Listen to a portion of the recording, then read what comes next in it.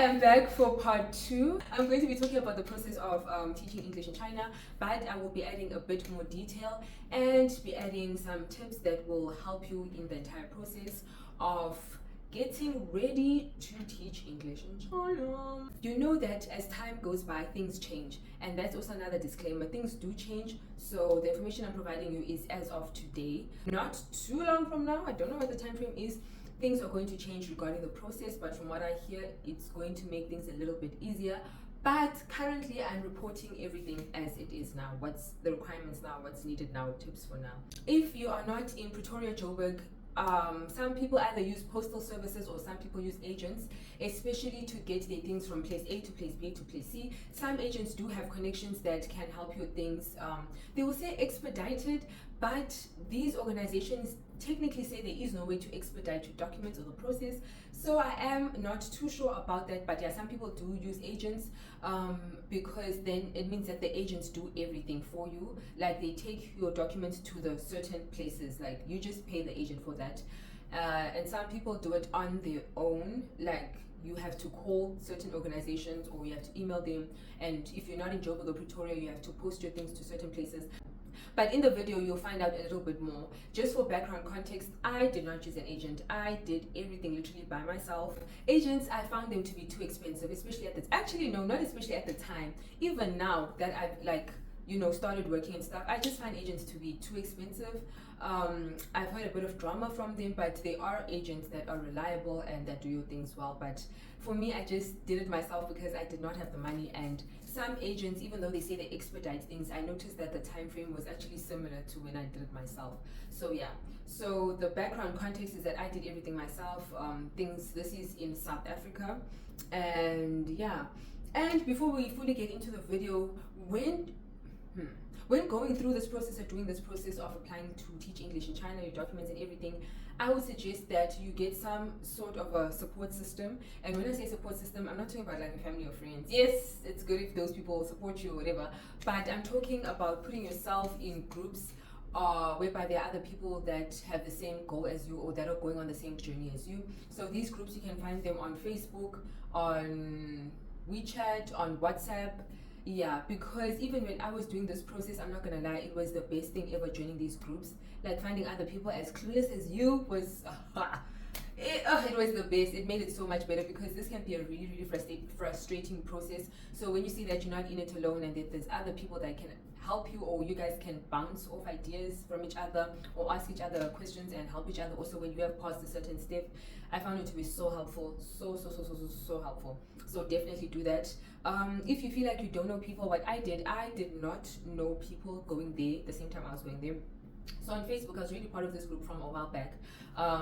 So on Facebook, look for groups. It doesn't matter where you are from. So if you want a group just for general foreigners, you can just think, maybe I can also put just think what you're gonna do. Like foreigners in China, foreigners in Shanghai, foreigners in Beijing, foreigners in think of things like that, because there are quite a number of groups. You can use the keyword foreigners or expats in whatever. If you want something that's more specific, like maybe you want a group that in addition to, let's say, foreigners, you want like your countrymen, for example, I would say South Africans in China, maybe you can say Americans in China, or whatever country that you're from, say your country in China or living in China, whatever. Just use your own creativity, find groups, you will find people. Because from one of the Facebook groups that I joined, that's how I ended up joining other WhatsApp groups and WeChat groups. Because on the groups you ask, hey guys, are there any WeChat groups for so and so? Are there any WeChat groups for documentation process for other people just started or people just arrived or anything of the sort? Most of the time people are willing to help and they will send a link or some way to add you on. Okay, so now that we're getting into the video. In my first video, I'm gonna the hang of YouTube, guys. I don't know if it would be here or here, but I'm gonna put both my hands up so that I don't fuck up. So in the first video, I explained the things, the criteria, the documents that you need, right? And what you need to apply. Let me put it like that. I'm going to be going in a bit more depth and a bit more tips. So let's start with the criteria. With the criteria, I did say the age range as well as the nationalities. There's not much more I can say about that. Number 2, I went over to the documents needed. Very good. When it comes to your documents, I'm not going to do this in any particular order. So when it comes to your documents, I did mention that you need a degree. a bachelor's degree to be specific, in any fields. Don't be asking me if you have a bachelor's in arts, is it fine? In any fields, really. Any field. Oh, and another tip that I must add is that it needs to be a bachelor's degree. You cannot use, for example, your transcript to apply or a letter to apply. It has to be a degree. So you have to have completed your qualification. I hope that part is clear. So your degree, and then you need to send it to SAQA. SAQA stands for South African Qualifications Authority. So I applied not too long ago to come to China, but this was my second time applying for China. My very first time that I applied for China, it was in 2019, if I'm not mistaken. I went through the entire process. I just did not end up coming because of COVID, so obviously I carried on with my life back home. But this is my second time applying and my first time coming to China. When I applied back then, we in South Africa had the option of going to DHET, Department of Higher Education and Training. Woo! I'm so good. And I think I went to Pretoria in order to verify my qualification. But there was this whole thing of people that had documents from back then trying to find out if they can use those documents, because those documents went through the entire process. As of today, and even prior to me making this video, the official requirement is that your degree must be verified at SAQA. If your things are from DHET, you need to find out from your recruiter if you can use the same documents. From me, at the time, I was speaking to different recruiters and different people, and I got 50-50. Some were saying yes, some were saying no. So I ended up just redoing it. But yeah, if you're doing it from now onwards, definitely go to SAQA to get your degree verified. So with SAQA, the last time I did it, which was not too long ago, they were not allowing any walk-ins. You send an email to SAQA, and then they will reply to you. Oh, I remembered. I send them a copy of your ID, 610 for them to do the whole verification. A copy of your degree, and then they'll attach a form to the email of details that you must fill in and send back to them. But you don't need to remember what I'm saying. You just send them an email telling them that you need your documents to be verified. They will send you a list of things that needs to be done. I remember some people were really, I don't want to say desperate, but really desperate to get the SAQA verified ASAP, and they were running out of time. And guys, by the way, the process of coming to China, you always think you're running out of time, but you'll make it. So what ended up happening is that SAQA would have urgent verifications. At the time it was 2,100 Rand. I was running out of time, but I just did not have that money to waste. So I just let it happen normally, and I was okay with that because I heard from some people that sometimes the urgent verification, they send it to you like quick, but sometimes they take long. And by the time you want your refund, it's going to be an issue. So that's that for me. So I would suggest whoever's doing it, just go for the normal 610. You just always need to do follow-ups. You need to phone them. You need to remind them so that they don't forget, because, yeah. And just a heads up, just because you're prepared to phone, email, especially on the phone, doesn't mean they're always going to pick up. Sometimes you'll be wasting your airtime, dude. Sometimes it goes from one person to the next person. Oh! I want you guys to be ready so that when it happens, you're not shaking, you're not thinking, why me? It's all of us. Eventually it will get done, but you do need to do follow-ups via phone calls and emails. As I said, they will send you your digital copy via email, and the hard copy, they will drop it off at Postnet Brooklyn for free. So once you have that, let's park that in. You have your degree, you send to SAQA for verification. Over here, let's park it. Number 2, your police clearance certificate. You go to the police station, your nearest police station, to apply for your police clearance certificate.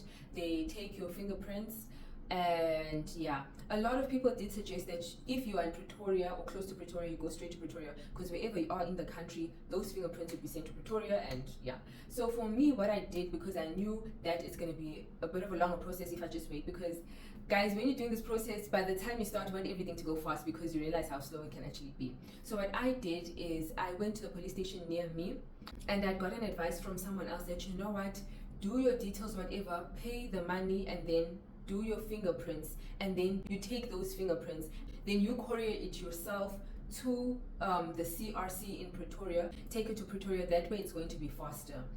So that's what I did. And yeah, and then that also takes some time. And then once your police clearance certificate is ready, once you have it, you park it aside, right? And just a reminder, or disclaimer, it's not a reminder because I didn't tell you guys. Your police clearance needs to be valid for 6 months from the date of issue or the date written. I think it's the date on the stamp. Yeah. So if your police clearance, if you got it on the 1st of January, yeah, I need to count January. I know June is ideal, but it doesn't work like that. January, February, March, April, May, June, July.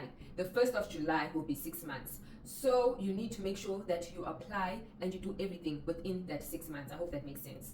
So your police clearance, once you get it, it's valid for 6 months, or from the date written, it's valid for 6 months. So I would say make sure that you are in China before that 6 months. Some people make sure that they get the notification letter before the 6 months. But I would say just to be safe, because guys, when dealing with applying to come to China or coming to China, documentation related to China, always rather be safe than sorry. There'll always be that one person that can tell you that I made it with it. And maybe some of my things I won't say what, but I made it before. I really did make it. But imagine if you don't now, like how silly are you gonna feel? So now we have your degree, your police clearance. Next thing, your TEFL. It doesn't take too long to do, in my personal opinion. Obviously, the more time you have, the quicker you do it. You can do it in a month. If you're someone who's quite busy, you might take more than a month, but I feel like it's something you can do in a month. This is speaking to the specific one that we did. Not all TEFL courses are the same, by the way. So yeah, it was an online certificate that we did. So once we did that, I got it, and then I printed it out.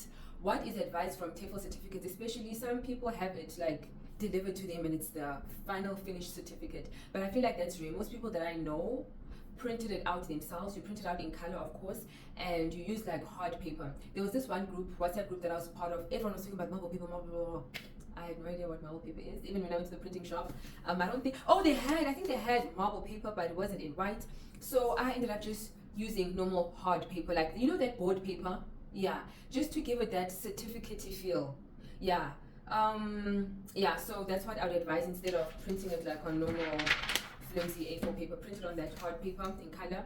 And then after you have your TEFL certificate printed, you have to get it notarized at a notary lawyer. So you can find out in your area which lawyers do that. For me, at the time when I first did it, my TEFL, I only did it once, but during my first application, I was in Johannesburg. I was in Joburg, so I did it at Wits, and they did it for free. I don't know if they still do it now, but I know that they're available on certain days and certain times. You can't just go there anytime or as you please. So I did that for free, but other lawyers, I know they will charge you a fee, but usually not that expensive unless you go to an expensive lawyer. And then after your TEFL certificate is notarized, you take it to the High Court, and they're gonna know what to do. They add their signature or stamp or something like that. High Court is free, you don't pay. But at the High Court, you need to be there before 12. So now you have what? You have your TEFL certificate. You park it on the side with your degree, your police clearance, and now your TEFL certificate. Park those three. You also, I did mention, you need to do your medicals. There is a specific form. You don't just randomly go into the hospital, to the doctor, and just do a general check. There's a specific form that you must carry. In your medicals, just to give you a general idea, the medical check does include a normal general check, your blood, x-ray, ECG. You can go to either a public or a private doctor, like a public hospital or just a normal private doctor or the private practice. The first time I applied, I managed to do everything at the public. I was in Joburg at the time, but I'm not gonna lie, even the second time around, I tried to go to a public, but I ended up doing a private. So coming here, I went to a private practice. The public one, in Joburg, I did manage to do things pretty quickly because everything was there. Like, everything was there. They have an x-ray department, they have an ECG department, they have a they've got everything there, right? I don't know what it is about the public system. Everyone is not on the same page. Because when they find out, because some of them, when I ask for certain things, because obviously I need direction, I'm not used to this hospital, I need to know where I need to go for what, they ask me what do I need it for. Because if you tell them that you need an ECG test, they're going to ask you who told you that. Like, are you referred, are you, like, it depends who you get. Someone can just direct you, someone can want to know, you know what I mean? So some of the employees that I told, they like, with my form, and then they want to know what this form is for, and then I'll tell them for China. Some of them will just quickly and easily direct you. Some of them will be like, yeah, no, we don't do this here. Because some of them see it like as a privilege, and they're thinking that there's other people who really need an ECG, who really need an X-ray, who really need a da-da-da. So for you, they don't see you as someone who really needs it, although you do really need it. But as long as you're not like, so that was my experience in a public hospital. Like, I got both ends, and then in the form, at the top of the form, there's a small block. That's where you need to put your photo in there. and at the end of it all, the doctor, so you must paste your photo there, then when you're done with everything, the doctor needs to stamp that, like this. The instruction is on the form, but it's such an easy to miss thing. For me, I only got it through my head because of like my chat groups that I was part of, but I almost missed that instruction of the whole stamp and everything. Yeah, so your picture in the top corner, and then doctor must stamp it. And then you have your medicals now. You have your 3 things, remember? Park your medicals aside. And then you need to have a valid passport. So your passport must be valid for, I think, at least 6 months, and you must have about 2 blank pages, yeah, for all the stamps that are going to be happening when you travel. Guys, you need to make things as easy and as simple for you as possible. Whatever you can do back home before coming here, do it. Do it. No matter how many times or how much people tell you that, okay, certain things you can do it when you're here, you can do it. If you can sort it out or handle a situation before coming here, do it. You're gonna make your life much easier. Like, so that's your passport. If you need it to be done, apply for a new one. If it's still valid and it's a good amount of time, that's parking it. So how many things do we have in the parking lot? We have 5 things: TEFL, degree, police clearance, medicals, and passport. Your medicals and passport, leave them in the parking lot. These 3 things, take them together like this, and then you need to take them to DIRCO, Department of International Relations and Cooperation. DIRCO in South Africa, unfortunately, is only in Pretoria. Only in Pretoria. So if you can't travel there by yourself, you can get Postnet to take it for you, or you can get an agent to take it for you there. Back in the day, they used to allow walk-ins, because I went by myself, but now for me coming here, I used the Postnet because even then it was easier than an agent.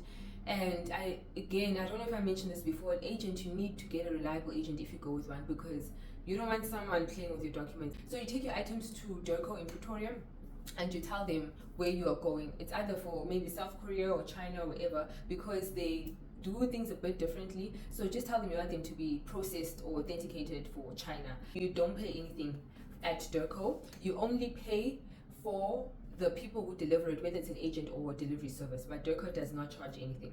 And then after DIRCO, they will notify you that your documents are ready.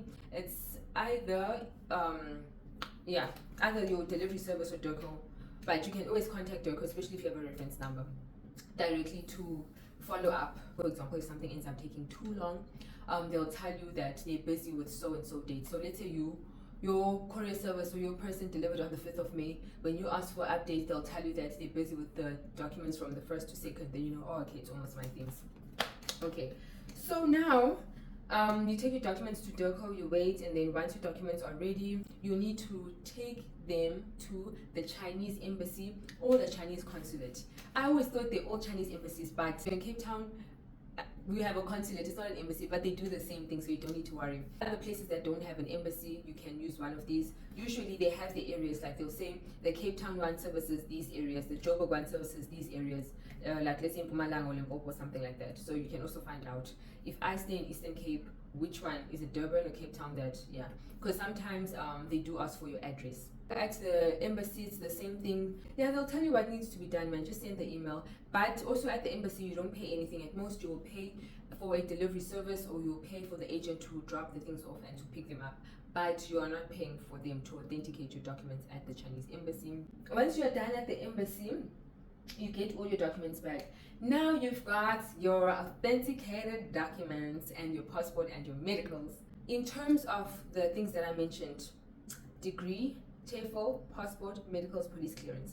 You don't do it in whatever order you heard in this video. You need to write down all the documents that you need and find out how long things take. By virtue of joining these groups of people on the same journey as you, through either Facebook, WeChat, WhatsApp, whatever it is, people will let you know like how long theirs took and the average time, things like that, because things change, you know. The amount of time it took in January won't always be the same amount of time it takes in December. So get an average idea of how much things take, right? PCC takes so much time. DIRCO takes so much time. SAQA takes so much time. Write it down. And then, depending on the amount of time, you decide whatever one takes the longest time is the one that you're going to start with. Because, for example, if you are at a point where you don't have a TEFL certificate, I would suggest that's the number one thing to do, because you have to do the course first and then get the certification. I would suggest that you start with a TEFL certificate. When I say start with a TEFL certificate, I don't mean finish it. Just Google where you can find out how other people are getting their TEFL certificates. Start registering for it. Start doing it. And once you start doing it, even on day 1 or day 2, and then next find out what's the second thing that takes the longest thing to do. Is it the police clearance? Is it SAQA? Is it, yeah. It's usually between the police clearance and SAQA, because I know the whole TEFL thing, once you have your certificate, they don't take long. Medicals don't take long, unless if you're doing it at a public hospital. And let's say, because there's one public hospital that I did try that I ended up not doing at. Let's say the doctor can do the general check, right? But let's say they don't have x-ray facilities or ECG facilities or anything of the sort. They can refer you to another place that does x-rays. But because of the public system having so much demand, like they deal with a lot of people, it's not a thing of like you go today, you get the appointment next week. You can get the appointment in 2 months or 3 months. So the public system is very,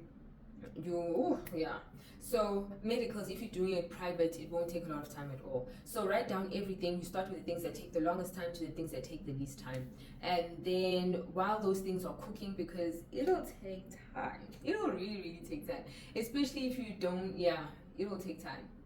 That's all I can say. So you do need to be patient about that. And then while that's taking time, you need to get your, once you've done the application, let's say you've done your police clearance application, you've sent your things to get verified at SAQA and you're waiting for it to be verified. Once you've done things and you're in the waiting phase, you can just start doing your CV and your introduction video. Now you've got all of your documents. So in order to apply for jobs, you need to apply with your CV and your introduction video. Your CV, honestly, just let it be simple. Don't overcomplicate things. Your basic details, your schooling, and your work experience. Work experience, keep it related to the job, to teaching. You don't need to tell us about the sewing job that you had, like related to teaching, whether it's teaching other subjects or tutoring, just anything related to teaching. In my CV, I remember I did put my picture. I don't think that's compulsory because in your introduction video, they will see you. But I thought my picture looked decent enough, so I just put it in there. But that's not a requirement, but yeah. And then for my introduction video, my advice is that you make your introduction video from about 30 to 60 seconds long. In your introduction video, they just want to get a feel of you, because a lot of people, like within the first 10 seconds of speaking, you can get a feel, like you can feel if someone is serious, you can feel someone's funny. I know sometimes it's difficult to put your character in such a video, like a short video, but like it's not that deep. Also, if I'm being entirely honest, they want to get a feel of you. And a big one, they want to hear your accent, they want to hear how you speak. Are you British, American, or are you African? You need to present your best self as far as possible. You don't need to, like, let's say for example females, you don't need to go over the top with makeup. Me, naturally, on a day-to-day basis, whether I'm working or not working, I'm not a makeup person, but for the video I did put a little bit of gloss and just a little bit of, just a little bit of something, like just something that's nice, simple, something that looks good. Your hair, I didn't have this. My hair was like a straight weave in, or was it my hair? You don't need to know that. But yeah, my hair was like a straight do that went backwards. It didn't have a headband, just a straight do that went backwards. I wore a nice colorful top up to my neck and a blazer. I would say smart casual, like to not be too casual like you're home, but you don't have to be so formal like a suit and tie, because you're going to be an English teacher for young kids. They're usually looking for fun people, exciting people, so you don't got to wear a suit, okay? Yeah, you guys, do as much research, man. Find out what other people are doing. But trust me, one thing that I found helped a lot was being part of those groups. Yeah, it really helped, just to see where to. And also, once you pass the step, it's also nice when someone asks a question and you'll be thinking, I know the answer, and then you're like, you tell them what to do because you've done it. And it's also nice, to help others. Yeah, shame. Those groups were quite helpful. And I'll see you next time. Bye.